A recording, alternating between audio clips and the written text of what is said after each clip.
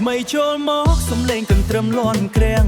ផ្អើលអស់អ្នកស្រុកមកជួបជុំគ្នានៅវត្តអារាមរំលេងសប្បាយ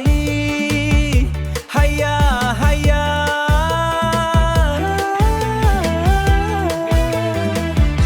ថ្ងៃមុនបងបានឃើញអូនឈរញញឹមក្នុងវត្តអារាមកន្ទ្រឹមលាន់សូកាន់តែរន្ធើនកាន់តែភ័យអ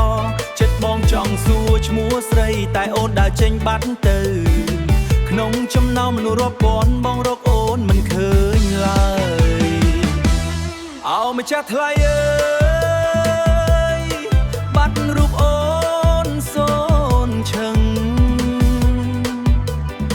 បនសោត្រឹមអនុស្សាវរីយ៍នឹងក្លិនក្រអូបជាប់ចិត្តប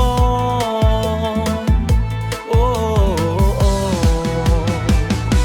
បើឆ្នាំនេះបងរកអូនមិនឃើញមិនបាច់ខូចចិត្តឆ្នាំក្រោយបងពិតនឹងត្រឡប់មកវិញកន្លែងចាស់យើងជួបគ្នា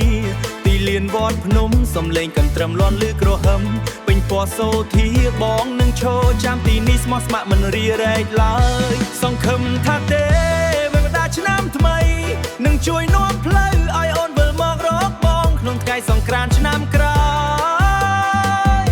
សូមអូនត្រឡប់មកវិញមកផ្ដើមស្នេហ៍ថ្មីនៅកន្ទ្រឹមសង្ក្រាន្តមួយឆ្នាំកន្លងទៅដោយភ្លេចបន្ទោបងមកដល់វត្តវិញហើយស្វែងរកមាសមិត្តភ្លេងកន្ទ្រឹមនៅតែលាន់បេះដូងបងនៅតែរងចាំសង្ឃឹមថាឆ្នាំនេះយើងមាននិស្ស័យជួបគ្នាម្ដងទៀតបើឆ្នាំនេះបងរកអូនមិនឃើញមិនបាច់ខូចចិត្តឆ្នាំក្រោយបងពិតនឹងត្រឡប់មកវិញកន្លែងចាស់យើងជួបគ្នាទីលានវត្តភ្នំសំលេងកន្ទ្រឹមលាន់លឺក្រហឹមពេញពណ៌សូធាបងនឹងឈរចាំទីនេះស្មោះស្ម័គ្រមិនរារែកឡើយសង្ឃឹមថាទេ